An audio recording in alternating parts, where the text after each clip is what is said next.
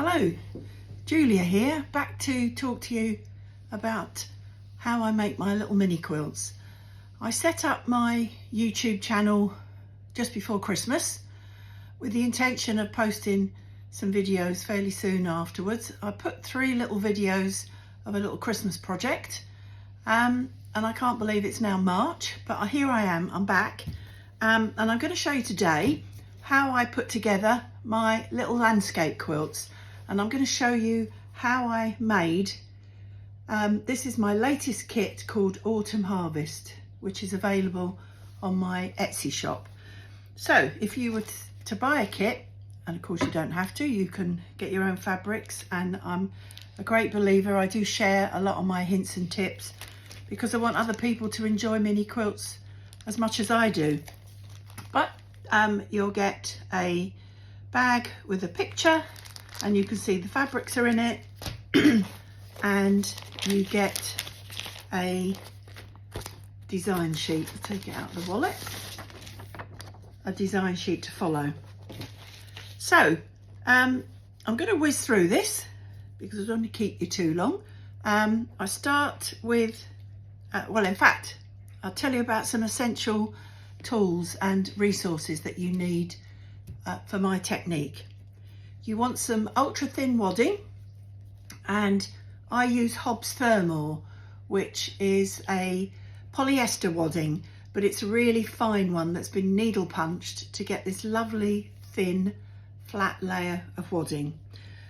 Use what you have at home, so use up your scraps, the 80/20s, the cotton waddings, they're all nice and thin, so use those up. You need a glue pen, more of that in a minute, and you need a shadow fabric, and I use this lovely soft, you can just about see it, it's a polyester tulle, and this is the shadow that goes over the top of the design that you've cut out, and then it's quilted. So the glue holds it, the net secures it, and then the quilting fixes it all in place. Just show you again. What's lovely is that you can't see the net, you can feel it, but you would never know that there was net over there. And with my technique, there's no need to use fusible web, so there's no ironing, there's no cutting out, ironing it, and then pulling it off and then ironing it onto the picture, which with these tiny little pieces would be very fiddly. Mine is quick and easy. So the starting point is a piece of backing fabric and your wadding. So I'm going to lay that on the board. So you will get in the pack, if you have the kit, a set of rectangular strips, but if you're sorting out your own, then you need a sky fabric, and that gets placed onto the wadding, right side facing up at the top of the wadding. And then you're going to build a landscape of these strips all placed on top of each other, obviously with the angles cut out. So using the design sheet as the guide. Now I also describe in my technique as being one that uses free cutting, and as you can see, I'm freely cutting this. I am not using any templates, I'm just going for it, and there you are, I've cut a little curve. So that gets placed over the sky fabric so that it just overlaps it by about 1/4 of an inch. Okay, I've just tipped that over. I've already cut the next 2 hills with slopes. Now can you see just here, I haven't gone right the way down to the bottom, maybe I could have done, but you just need to make sure that the next piece of fabric would cover that piece there. So those go in place like that. The next one is an orange strip. I'm doing this really quickly. Now, when you do the cutting, don't cut, oh, my design is here, don't cut over the design, because as you cut, you get tiny, tiny little fragments of cotton, and that will all land nicely on your piece of work, and we don't want that. So there you are. Can you see that I've made sure that strip covers that, so that sits nicely there.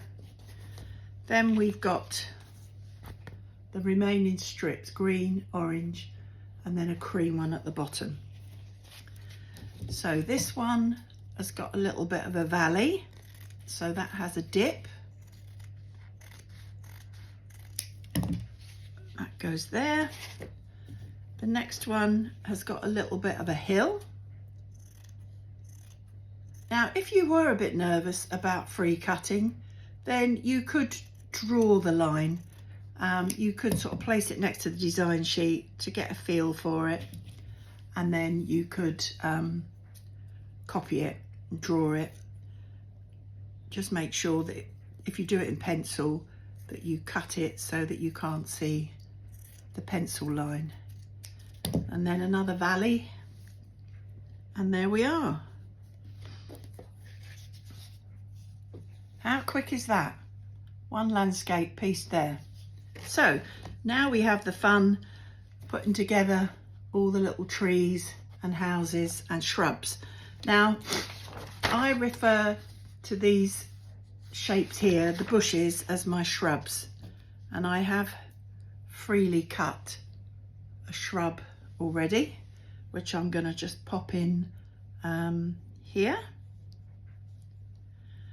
I've also, now to cut the trees, so you will get a pack of lovely autumnal colours. So I always cut my fabrics from my fat quarters down into 4 6-inch squares, and then I will cut rectangles and squares that are smaller once I get into cutting out the finite detail for my quilt. So I'm going to cut a small rectangle, and I'm going to swap from these slightly bigger scissors to these little sort of they're about 5 inches, these scissors, which is easier for me to cut out the detail. And I'm going to randomly cut a tree. Now, I've been doing this a long time and I love cutting out little things. Again, you might want to draw it or just go for it, why not? If you do waste the fabric, then you've got to find some from your own stash. So one tiny little tree, and we'll pop that there. I've got a couple of others that I'd cut out already. So place those on the hillside. Now I have cut out the cottage. So again, I would have a larger piece of white, and then I would break that down. And again, I don't create templates. What I'll do is just start to make the shape smaller and then just measure it up against the cottage that I'm creating. But I'm breaking down these sort of larger pieces and just cutting them in half, and then maybe in half again, and then that cottage is going to sit in there. Now I have cut the roof out already to save a bit of time. So that would be a rectangle, and then I would cut the angles for the roof, and then the little bit there, which put it against my fence. Can you see there the little V to get the shape for the cottage just here? So you keep building your design until you're happy. Oh, sorry, forgot the fir trees at the top here. So again, I'm going to cut a rectangle, and then I'm going to cut a line up here at an angle to a point, and then I'm going to cut the other side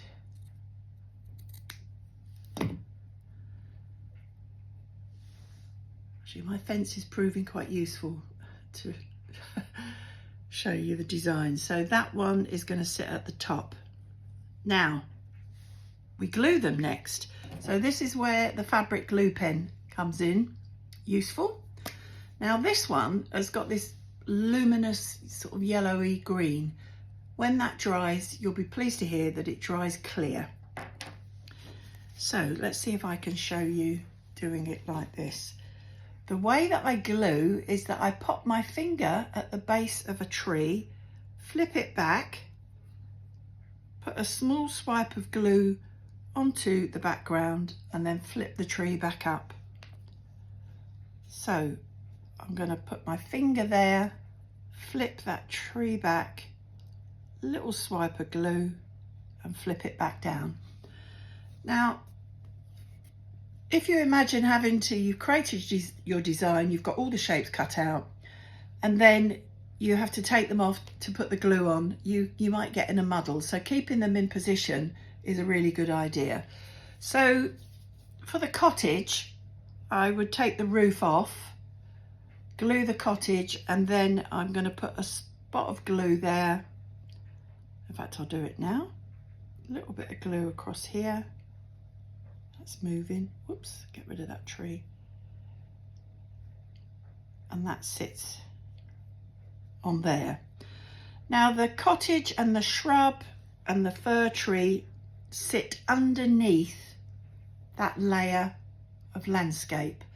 These trees here sit slightly above because I want to make a feature of the tree trunk. So I'm going to quickly glue the other trees. I'm actually going to lift them up, pop the glue onto the fabric, glue the cottage, and same with the shrub. And then once you've got all these shapes in place, so can you see here, you've got the trees that sit slightly above the landscape line because I've made a feature of the tree trunk. The cottage sits underneath, the shrubs sit underneath, and the fir trees sit underneath that landscape line. Once you've got everything in place, then it's a good idea to just pop a little bit of glue along the top of the landscape strip. So you don't need a lot, just a small swipe. That holds it all in position. If you wanted to have to do the windows on the cottage, I've actually used a very fine tip black permanent marker pen, but you could do that as a stitch at the end. So then you take your lovely piece of soft net, give it a shake because I've got some fragments on it. That goes over the top of the quilt, and this is where we don't need to pin it to death. Put a pin in the top, the middle and the bottom. So I'll show you that. So I've just popped a pin in top, middle and bottom, and that is enough to hold it. So you then take that to the sewing machine and you quilt it. Now the quilting, if you can free motion quilt, where you lower the feed dogs on your machine and then you move the quilt around and you get that lovely meandering pattern, then fabulous. But not everybody can do that. I've done that in the sky and the landscape, and I've gone around the trees, and the same here and the same at the bottom. But you can just stitch rows of straight stitch and follow the contour lines. So you can see where I've done it on that strip, that one and the hills, but you could do that on all of them. And I choose a coloured thread for the background. Now I don't worry if my green thread goes through that little house. It might not seem natural, but it works. And it just means that this is a very, very quick way to quilt your design. So the lines running through it is absolutely the quickest. and is really, really effective as well. Those lovely contour lines. And then at the end, you can add in the embellishments. So you can see that I've got design the veins for the leaves. I've got some lines for the pumpkin. I've got an extra tree here and the fir trees at the top and on the tree trunk. So if you can free motion quilt, then you can do that really nicely. If you're using just your standard straight stitch and your standard foot on your machine, you can do it, but there's a lot of twisting and turning. Now, to finish my designs off, I often choose a dark coloured thread and I go across the landscape strips in a dark colour, and it really helps it to sort of jump out. It's just a finishing off. And you can see as well that I've gone round the little houses. Now, you don't have to do that. You could just leave it with the quilting, but I would recommend the line across the top of each strip. I think it really helps it to stand out. And then your binding. So the binding on my little quilts is very narrow. It's a 1 1/4 inch strip of fabric that goes on in a single bind. I stitch to each of the sides and then I do the top and the bottom. But I'm going to do another video on binding, and I have already covered it on my Facebook page, Julia's Mini Quilts, so you can see some photographs there on how I describe it. So you can find me, as I've said, Facebook, Julia's Mini Quilts. You can find me on my Etsy shop under my name, and I'm also on Pinterest and Instagram, and I do post bits and bobs, lots of different photographs. So I hope that that was a quick description, and hope you enjoyed that. Any questions, send them over to me, and I will be posting again soon with some other designs. Thanks very much for watching. Bye.